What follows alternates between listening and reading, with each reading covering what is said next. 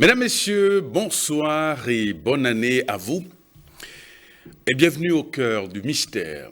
Dans notre société, il n'est pas rare d'entendre certains de nos compatriotes se plaindre de l'envoûtement ou qu'on leur aurait jeté un sort ou qu'ils ont été ensorcelés. Alors, qu'est-ce que c'est que l'envoûtement? Est-ce qu'on peut s'en défaire?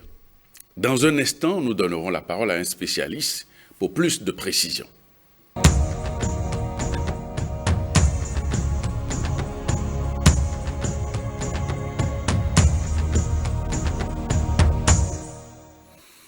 Roy Salomon Aléchou, bonsoir. Bonsoir. Et merci ici de votre fidélité à cette émission. Merci. Alors, dites-nous, qu'est-ce que c'est que l'envoûtement? Merci. Par envoûtement, nous pouvons d'abord comprendre une conquête de volonté. Parce que quand on parle d'envoûtement, la première des choses d'abord à comprendre, c'est que alors l'envoûteur cherche à dominer la volonté de son envoûté, de la victime. Et nous pouvons dire alors que l'envoûtement est l'ensemble des procédés magiques dont le but, justement, est de forcer la volonté d'autrui de façon ramassée. Mais par contre, dans les types d'envoûtement que nous avons, il y a une forme qui est beaucoup plus avancée qu'on appelle les envoûtements sexuels. Donc, de façon, on en parlera.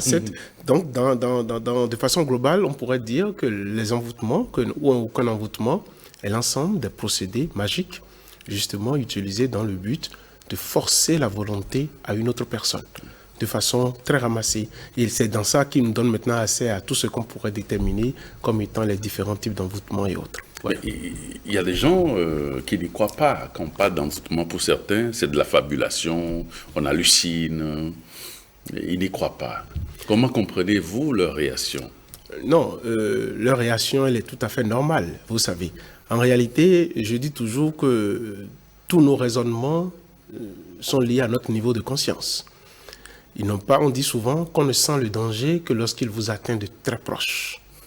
Donc, peut-être qu'ils n'ont jamais assisté, peut-être qu'ils sont envoûtés même sans le savoir, de façon inconsciente, ou plutôt qu'ils n'ont jamais assisté à un envoûtement d'un proche. Donc, ils sont encore à ce niveau de conscience des choses, c'est de leur droit. Et pour ceux qui vivent la situation, attention, ce n'est pas des situations faciles, c'est très compliqué. Voilà. Alors, quelles sont les différentes formes d'envoûtement, donc, Roy Salomon Aléchou? En termes d'envoûtement, nous allons faire une classification sur au moins 7 différentes formes d'envoûtement. Nous aurons l'envoûtement d'amour. Dans l'envoûtement, je vais d'abord citer les 7 différentes formes et après nous allons maintenant en discuter. Nous aurons l'envoûtement d'amour. Nous aurons en deuxième position l'envoûtement de haine. Et nous aurons le troisième type d'envoûtement qui serait l'envoûtement que l'on fait pour obtenir une faveur sans pour autant nuire à la personne. Nous aurons aussi le quatrième type d'envoûtement qui est l'envoûtement qu'on fait par viol psychique. Et ça, c'est fait par des entités ou par des esprits désincarnés. Nous aurons aussi l'envoûtement fait par utilisation d'un objet psychiquement chargé. Et nous aurons aussi l'envoûtement fait par parjure. Et nous aurons aussi l'envoûtement fait par voie karmique. Ouais. Donc, nous aurons au moins 7 différentes formes d'envoûtement que nous allons en débattre et mieux expliquer aux téléspectateurs qu'est-ce qui leur arrive réellement. Et si on commençait par l'envoûtement par voie karmique? L'envoûtement par voie karmique, c'est ce type d'envoûtement que, justement, que nous appelons les malédictions. Vous allez voir, il n'est pas rare d'entendre que telle famille ou telle région a été envoûtée, où les enfants de la famille n'arrivent pas à se marier, où les enfants de la famille n'arrivent pas à faire d'enfants, où les enfants de la famille, il y a forcément une malédiction qui pèse sur la famille. Vous voyez, s'il y a une telle malédiction, déjà faite par l'un des 7 formes d'envoûtement qu'on a citées, ça pèse sur la famille. Donc, une fois que vous êtes né dans la famille, cette malédiction vous suit et que c'est un envoûtement. Donc, c'est un envoûtement par voie karmique parce que ce n'est pas vous certes, mais vu que c'est pas voie karmique et que le hasard n'existe pas, vous avez des liens avec, vous avez des liens avec vos aïeux, vos aïeux et autres, du coup, vous supportez les charges karmiques de cet envoûtement, et là, c'est une malédiction qui pèse sur vous. Et quand c'est un type d'envoûtement, quand c'est ce type d'envoûtement, nous parlons d'envoûtement karmique, par voie karmique. Et quel est le taux de prévalence de cette forme d'envoûtement Ah oui, karmique? le taux n'est pas moins, c'est quand même jusqu'à 70% au moins, hein, parce que beaucoup de gens viennent avec des envoûtements karmiques, qui viennent de leur lignée, qui viennent soit d'une erreur qu'a commise les parents, où vous voyez, il y a des situations compliquées Ou qu'eux-mêmes dans leur vie passée, dans les vies antérieures, ont commis, et justement, maintenant dans la vie actuelle, sont en train justement de payer. Et ces envoûtements sont monnaie courante. Vous allez voir, et souvent quand les gens viennent même en consultation chez nous, il y a beaucoup de ces cas d'envoûtement par voie karmique que nous observons. Est-ce qu'il est possible de, disons, de régler cette forme d'envoûtement? Oui, il est possible. Quand c'est une malédiction, vous savez, tout a un cycle. Tout a un cycle. La vie a un cycle. Nous avons souvent dit qu'il y a le cycle de la création, de la préservation et de la dissolution. Ouais. Même une malédiction qui est faite à un moment donné prend la forme de la création, va se préserver dans le temps, à un moment donné, doit se dissoudre. Donc, quand il n'est pas encore moment justement de dissoudre une telle malédiction, il y a des rituels qu'on fait pour amoindrir les conséquences. Et le moment viendra où il y aura forcément dissolution. Donc, ces genres d'envoûtements karmiques sont traités, résolus, et les gens reprennent vie normalement. On coupe le lien de cette malédiction karmique pour que la personne puisse retrouver quand même ses capacités, puisqu'on a dit tout à l'heure que l'envoûtement, c'est une conquête de volonté. On domine la volonté de la personne. Donc, nous coupons ce lien afin que la personne puisse quand même maintenant retrouver ses sens et pouvoir agir consciemment lui-même. Voilà. On va passer maintenant à l'envoûtement d'amour. Par envoûtement d'amour, nous voyons souvent, ça pleut un peu sur les réseaux sociaux. Les filtres magiques. Voilà, exactement, où on demande, on veut prendre une femme, on veut prendre un homme, ou bien la femme ne veut pas du monsieur, ou c'est le monsieur qui ne veut pas de la femme. Et ils vont consulter des mages, ou toute personne disposant de ces pratiques, pour justement unir les deux. On a dit qu'il y a une conquête de volonté. Ouais. Donc, on domine la volonté de l'intéressé, de la victime, et la personne commence par aimer de façon inconsciente. Mais là, le danger, c'est qu'en réalité, ceux qui le font et ceux qui le pratiquent oublient qu'ils sont en train de lier des karmas. Ouais. Parce que la personne qui ne veut pas de vous, mais que vous liez par force la personne, inévitablement, vous acceptez partager les charges karmiques de la personne. Très bien. Donc, du coup, il faut bien expliquer aux gens, à ceux qui s'adonnent à ces pratiques, de bien comprendre le système. C'est très bien de vouloir d'une personne, d'une femme ou d'un homme, ou de pouvoir s'imposer, mais dans le même temps, n'oubliez pas aussi de partager les charges karmiques de la personne. Donc, ce sont ces types d'envoûtements que nous appelons les envoûtements d'amour.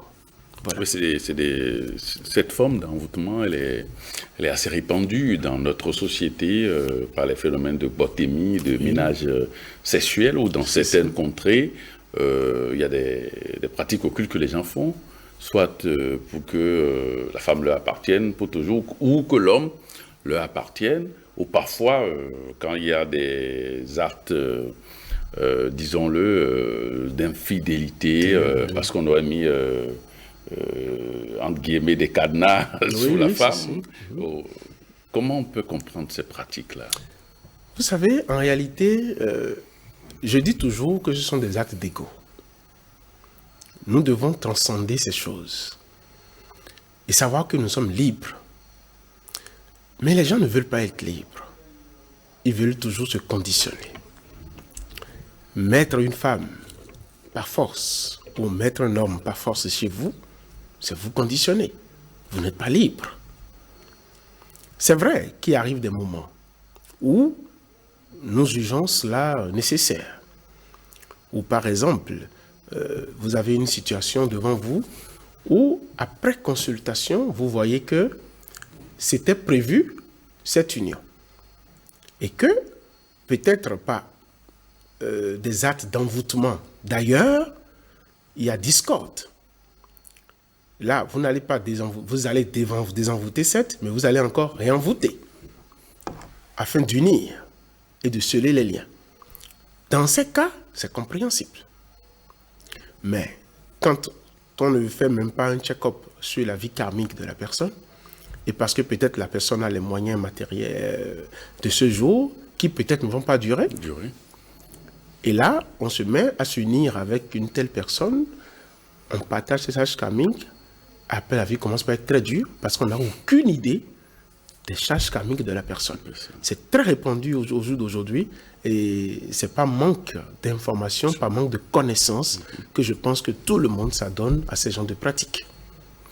L'envoûtement de haine, par exemple, comment ça se manifeste? L'envoûtement de haine, c'est monnaie courante, c'est ce que nous observons partout. Où on veut te détruire, où on veut te donner une maladie, où on veut simplement, on veut te faire licencier de ton boulot, on veut te faire un accident, tout ce qui peut engendrer la haine. Tout ce qui peut, et ça existe effectivement. Les méthodes existent, donc nous mettons sous la coupole d'envoûtement de haine tous ces types d'envoûtement dans le but de détruire une personne, de détruire quelqu'un, de détruire sa vie, de ne pas lui donner de la paix. Donc tous ces types d'envoûtements sont qualifiés d'envoûtement de haine. Voilà. Et vous qui êtes spécialiste des sciences occultes, vous qui recevez des gens chez vous, comment se manifeste souvent cette forme d'envoûtement de haine lorsqu'on envoie, on projette des attaques ou des accidents dans la vie des personnes? Comment cela se passe au plan astral, au plan occulte? Comment tout cela se met en place? Merci. Vous voyez, d'abord, il faut bien comprendre le phénomène et le principe d'envoûtement. Parce que quand on ne le comprend pas, on pense que c'est un jeu. Le plus grand envoûteur, c'est Dieu. Parce que c'est d'abord lui qui a envoûté l'univers cosmique matériel à travers l'illusion. Observez son principe d'envoûtement. Et c'est ce même principe que même les mages, tout le monde utilise pour envoûter. Si vous observez, je vais aller un peu plus loin pour mieux expliquer. Si vous observez l'homme avec ses 9 régions, vous aurez les 5 premières régions qui sont de l'univers matériel. D'abord, nous avons les 4 premiers éléments, la terre, l'eau, le feu et l'air, qui sont beaucoup plus matériels. Nous avons l'éther qui fait le lien entre le matériel et le subtil, donc il est mi-matériel, mi-subtil. Ça fait les 5 éléments. Après, nous avons maintenant les 3 éléments du monde subtil. Nous avons l'intelligence, le mental et l'ego, qui constituent le monde subtil. Le mental aussi joue le lien entre la partie spirituelle et la partie subtile. Et nous avons en dernier ressort l'âme, qui est la partie innée, la partie de Dieu en nous. Ça fait les 9 régions de l'homme. Tout envoûtement vient à partir du monde subtil, de notre mental, de notre intelligence et de notre ego. Ça veut dire quoi? Vous allez voir, observez bien, le monde illusoire dans lequel nous sommes a sa base au niveau du monde subtil. Donc au niveau de notre mental, nous pensons que nous sommes corps physique et que nous ne sommes pas âme, c'est illusoire, voilà un envoûtement de l'illusion. Au niveau de notre intelligence, nous pensons que nous connaissons tout, il y a tout le temps à découvrir. Au niveau de notre ego, nous pensons que nous sommes rois, nous sommes serviteurs. Voilà l'illusion que Dieu m'a laissée dans le monde cosmique matériel. C'est ce même principe qui est utilisé par les mages ou par les sorciers ou par ceux qui maîtrisent ces méthodes pour envoûter. Pour envoûter alors quelqu'un, vous allez voir, j'ai dit tout à l'heure qu'il y a le mental, qu'il y a l'intelligence, qu'il y a l'ego. Ces 3 vivent dans le monde subtil. Donc, le mage ou le sorcier qui doit envoûter va sur le plan astral. Sur le plan astral, qu'est-ce qu'il fait? Il domine votre mental. Et c'est dans votre mental qu'il envoie l'information. Je prends un exemple. D'abord, on lui casse son mental pour qu'il se sente faible lui-même, pour qu'il se sente vulnérable lui-même. Parce que tant que le mental est atteint, tout peut vous arriver. Donc, au niveau subtil, lors du rituel, on appelle le double de la personne, par des moyens occultes, bien sûr. Le double éthérique de la personne. Et que maintenant, on travaille sur son mental, on affaiblit son mental. Il commence, dans le monde physique, à avoir des répercussions où il commence par perdre confiance en lui-même. Son mental est atteint. Au niveau de son intelligence, on lui fait croire ce qu'il n'est pas. Il pense qu'il connaît tout. Oh non, ça ne va pas m'arriver. Et il se laisse aller sur ces choses. Au niveau de son ego, on lui souffle l'ego. Et il va commettre des actes lui-même. Après, il dira, mais attends, est-ce moi qui ai fait ça? Parce qu'on lui aurait soufflé son ego. Maintenant, une fois que le mage ou le sorcier travaille dans le plan astral, au niveau de ces trois éléments, au niveau du mental, de l'intelligence et de l'ego, maintenant, les points par lesquels la victime reçoit ces chocs sont nos centres énergétiques. Les chakras. Les chakras. Donc, à partir de ce moment, vous aurez ce chakra qui sera affaibli par votre mental vous-même, parce que vous allez commencer par vous sentir vulnérable, qui sera aussi affecté par votre ego et par votre intelligence. Et ce chakra, énergétiquement, va s'ouvrir, va réceptionner cette énergie qui a été envoyée, et sur le plan subtil, commence maintenant par être affecté. Une fois que c'est affecté, soit c'est des jours, soit c'est des heures, soit c'est des mois, soit c'est des années, et que le corps physique, étant la résultante, commence maintenant par ressentir ce déséquilibre qui a été observé au niveau du plan subtil. Et là, en ce moment, soit lié à l'eau, ou au feu, ou à l'air, ça passera forcément par ces centres énergétiques. Donc c'est pour ça qu'il est très important de les bloquer, de savoir les bloquer pour éviter tout envoûtement. Donc forcément, quand tu es un initié qui doit envoûter quelqu'un, il est obligatoirement indiqué de le faire sur le plan astral. Parce que la personne, il est même à Tchoumi. Il fait son rituel, il vous envoie une petite poudre, et l'autre personne à l'autre bout du monde commence par tenir son cœur et commence par se mettre à terre. Parce que justement, il n'y a que le cinquième élément, l'éther, qui donne justement vie au son, aux paroles qui seront prononcées, à l'énergie qui sera sortie, afin que l'air puisse transporter tout ceci et que les autres éléments puissent être atteints. Donc, ça, c'est le principe par lequel se fait l'envoûtement. C'est ce même principe qu'a utilisé Dieu, en nous envoûtant par l'illusion. D'où notre rôle sur cette terre, de nous défaire de cette illusion, afin de nous rendre compte réellement que nous sommes âme primordiale et que nous ne sommes pas corps physique. Donc, ce travail, c'est exactement par le même principe. Rassurez-vous une chose, tout ce que nous faisons sur cette terre existe au plan divin. Ouais. L'homme ne réfléchit pas, l'homme n'est même pas intelligent. Tout existe au plan divin. Et nous ne faisons que ramener ce qui est au niveau astral, nous ramenons au plan physique, et tout le monde est content qu'il y ait des découvertes. Tant que les choses n'existent dans la mémoire akashique, nous ne pouvons même pas y réfléchir. Donc l'envoûtement aussi existe, et c'est Dieu qui est le premier envoûteur. Peut-être qu'ils ne vont pas bien comprendre, c'est pas grave. C'est une affaire de niveau de conscience aussi. Donc, c'est Dieu le premier envoûteur qui a envoûté l'univers matériel par l'illusion. Et c'est ce même principe qu'on utilise aussi pour faire l'envoûtement. Il y a l'envoûtement pour obtenir une faveur ou des choses, etc. Oui. Comment cela se passe concrètement? Oui, l'envoûtement, ça je donne un exemple précis. Et là, je prends l'exemple d'un employé qui mérite une promotion, une augmentation de salaire. Mais que son patron, par ego, dit non, je ne vais pas le faire promouvoir. Vous voyez, un tel employé, par exemple, maintenant, peut faire recours à un envoûtement, c'est-à-dire forcer la volonté de son patron à pouvoir justement lui accorder l'augmentation de salaire. Ouais. Voilà. Donc, un tel envoûtement, quand on dit que c'est pour obtenir une faveur sans pour autant nuire, C'est qu'en réalité, c'est pour l'ego de l'employé. Mais ce n'est pas un envoûtement qui est fait pour détruire le patron, mais pour simplement forcer la volonté, forcer la volonté du patron à pouvoir accéder à sa requête. Donc c'est pour ça que nous classons ce type d'envoûtement dans les envoûtements pour obtenir une faveur d'ego, sans pour autant nuire à la personne. Nous disons que c'est une faveur d'ego parce que l'employé parfois est limité dans ses réflexions. Lui, il pense qu'on ne lui augmente pas le salaire. Peut-être que c'est ce qu'il lui faut pour autre chose.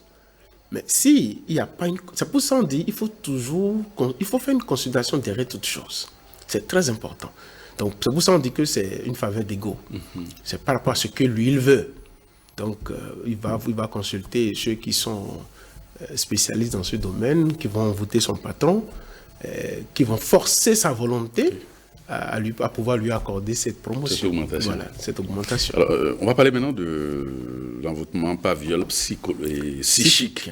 Oui, l'envoûtement par viol psychique, ça c'est monnaie courante. Et là, je dis l'envoûtement par viol psychique des entités ou des esprits désincarnés.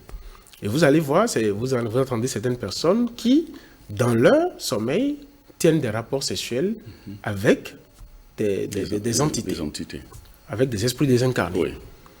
Et les conséquences sont là parce que, justement, c'est aussi un envoûtement. Ces esprits désincarnés les envoûtent, les tiennent pour gage. Ils ne pourront pas avoir soit des enfants, soit avoir une vie stable, soit... donc, ils les tiennent, c'est un envoûtement. Oui. Et ce type d'envoûtement, il faut aussi très rapidement arrêter cela, sinon ils deviennent... c'est-à-dire, ces esprits désincarnés les prennent pour gens comme femmes ou maris. Oui, c'est les fameux maris de nuit, qu'on appelle les esprits incubes ou succubes. Voilà. Donc, c'est aussi un envoûtement. Ouais. C'est aussi un envoûtement et il faut rapidement arrêter ce type d'envoûtement pour ceux qui sont concernés. Sinon, leur vie est embêtée. Leur vie est embêtée. C'est pour ça, tout à l'heure, je parlais de l'envoûtement sexuel lié à des méthodes magiques. Merci. Donc, ces entités aussi viennent épuiser de la semence, viennent épuiser de l'énergie au niveau, justement, de ces hommes et femmes, parce qu'en réalité, ce sont des démons. Et comme pour dire démon, le démon n'est pas forcément négatif. Il est démon positif. Parce que quand on dit démon, c'est un être qui vit dans les deux mondes. Ouais. C'est pour ça qu'on dit demi-monde. Donc, il n'est pas totalement matériel, il n'est pas totalement subtil. Oui, il est mi-matériel, mi-subtil. C'est pour ça que nous appelons démons. Donc, il y a des démons positifs et des démons négatifs. Nous parlons d'exorcisme quand il s'agit d'un démon négatif. Mais quand c'est un démon positif qui vous possède, personne n'a envie de chasser cela. Non. Parce que c'est bon.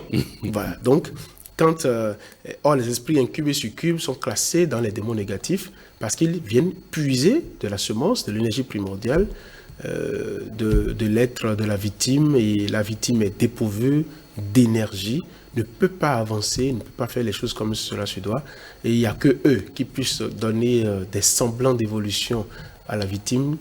Et ça arrive même à un moment où les victimes même sont très contents de les avoir pour soit époux ou femmes, et qui lors des rapports sexuels, sentent beaucoup plus même de plaisir quand c'est un être humain qui s'approche d'eux. Donc, c'est des types d'envoûtement qu'il faut aussi rapidement arrêter. C'est ça. Et maintenant, envoûtement par objet psychique.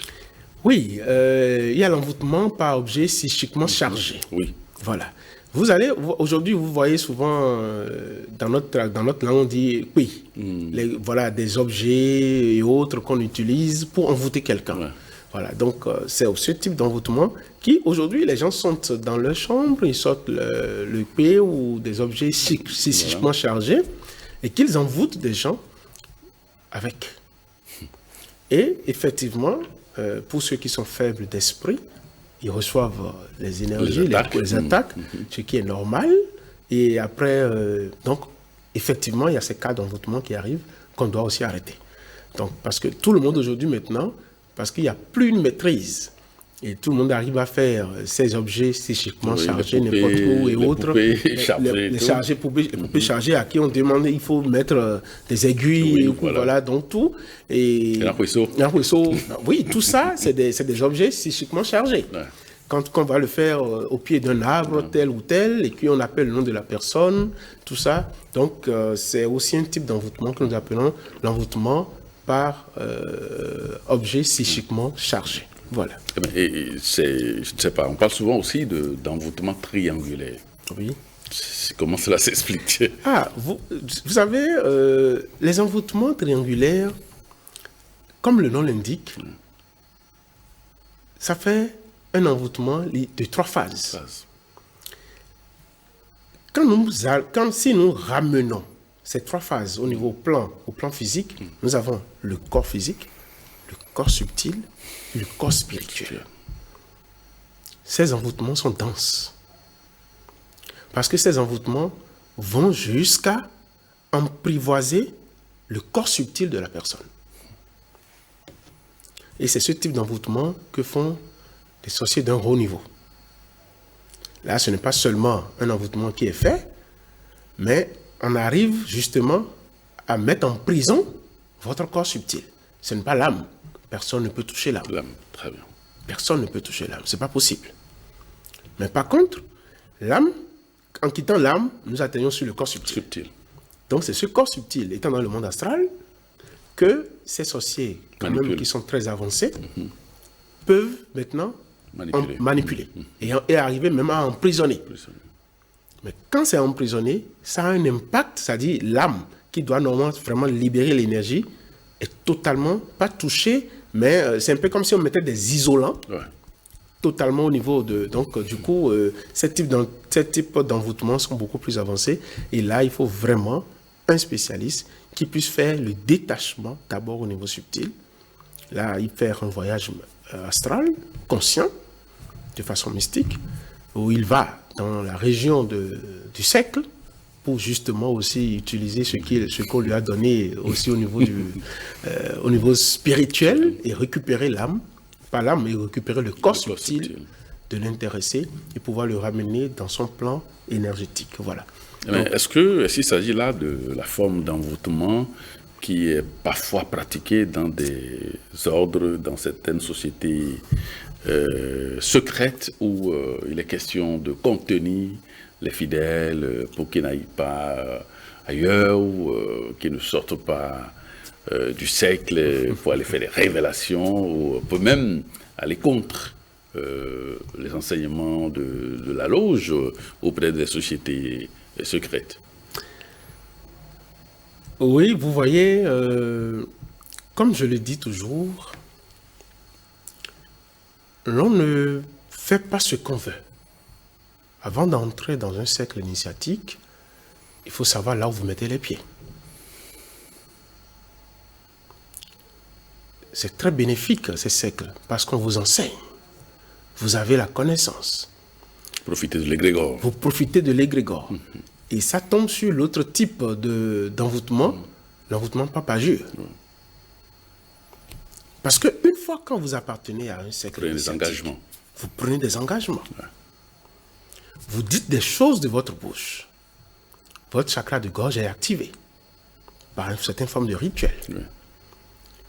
Et vous décidez de partir. On ne sort pas comme ça. Alors là, ce que vous avez dit de votre bouche se retourne contre vous.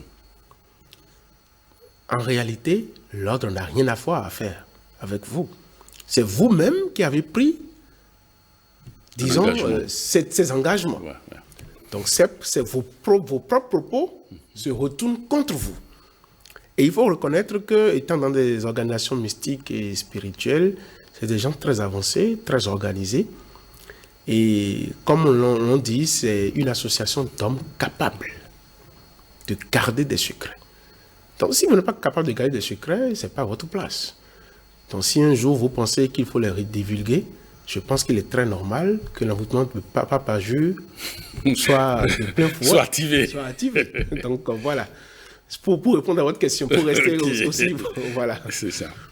Alors, on a fait le tour des différentes formes d'envoûtement. Alors, comment faire pour se débarrasser d'un envoûtement, d'un sort qu'on vous a jeté? La connaissance. Il faut connaître. Parce qu'au jour d'aujourd'hui, en réalité, ce qui se passe, c'est que les gens ne veulent plus aller vers la connaissance. Si vous allez voir un mage ou un sorcier, soit pour vous désenvoûter, il ne va pas vous désenvoûter tout le temps, durant toute votre vie. Mais pourquoi êtes-vous envoûté? La vraie question est là. Pourquoi êtes-vous envoûté? Parce que vous n'êtes pas suffisamment énergétiquement haut. Et pourquoi c'est vous et non quelqu'un d'autre? Pourquoi c'est vous et non quelqu'un d'autre? Donc, il n'y a pas le hasard. C'est ça. À partir de ce moment, il faut aller vers la connaissance. Si vous allez vers la connaissance, vous allez apprendre des méthodes qui vont vous élever énergétiquement. Et il faut le faire, il faut apprendre. Aujourd'hui, tout à l'heure, vous avez posé la question de savoir que faut-il faire et comment se prémunir des envoûtements.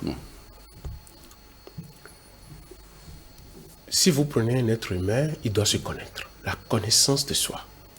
Et je pense que c'est ce qu'offrent les associations initiatiques. La connaissance de soi. Nous devons nous connaître.